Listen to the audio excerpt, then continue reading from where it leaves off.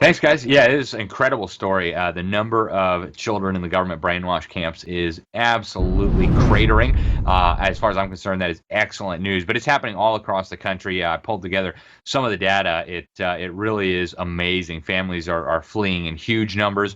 Obviously, the biggest declines have been in the Democrat-run cities, states, etc. New York City is a good example. They've lost 120,000 victims. I mean, sorry, students over the last 5 years. Okay, 120,000 out of a total. I think they have now about 955,000. So they've lost well over 10% of their victims.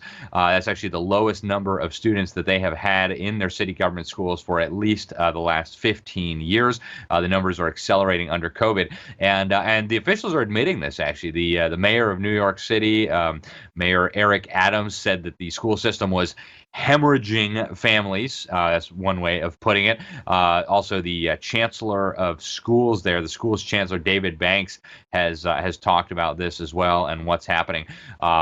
I think it's very, very interesting. He says, whenever a student doesn't enroll in our public schools, we lose money. That seems to be the big concern of all these school systems is, oh my goodness, we're losing money. So they're trying all kinds of gimmicks to get the kids to come back in.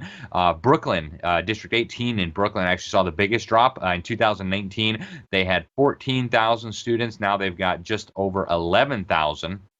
And one of the homeschool programs I saw in one of the news articles, they reported that they had a more than doubling in the number of families using their homeschool program. In Chicago, the situation is similar. We've got, according to the news reports, the Chicago Sun-Times, they say that enrollment in the public schools is expected to plunge by over 100,000 students by the year 2025 from a decade ago. And that's for perspective, that's out of less than 400,000. I think they had 378,000 total. So you can imagine what kind of damage this is doing to the system. The newspaper tried to put a smiley face on it. They said, "Oh, that'll mean more tax money per student, so things are going to be better." Of course, that's kind of true in that Illinois changed the funding formula so that they don't get penalized quite as heavily as families flee, but they're still going to have to be dealing with that. California is interesting as well. Huge declines in the number of students. They've got over 270,000 students have left the system just since COVID began. That's out of about 6 million students. In fact, for the first time, they'll be dropping below 6 million students for the first time in more than 20 years. And, that's partly because families are fleeing California. California is actually losing population. But, with the number of illegal immigrants coming in, the loss in population is not that huge.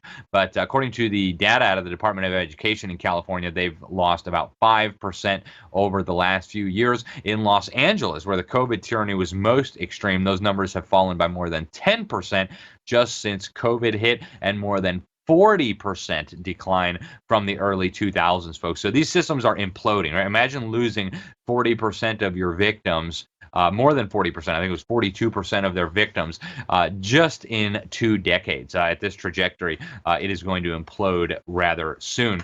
And of course, it's happening even in radical left-wing Democrat jurisdictions as well. One of the ones I looked at was Grand Rapids, Michigan. They are in some really, really big trouble. The number of children in the government schools has declined by about a third since 2008, so about 15 years. And they are now in a position where they're going to have to start selling off real estate because they can't afford to keep it up, and of course because they don't need it.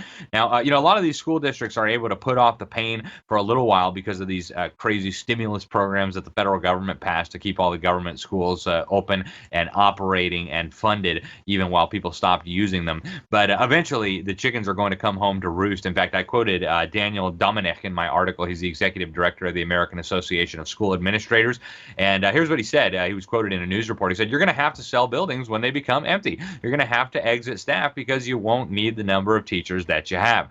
So it's coming, folks. There is a massive exodus taking place in the government schools. Millions and millions of children have been saved from the system over the last few years, and that means each of these children now has the opportunity to get a legitimate education, either from their parents or from a private or a Christian school, and that's encouraging.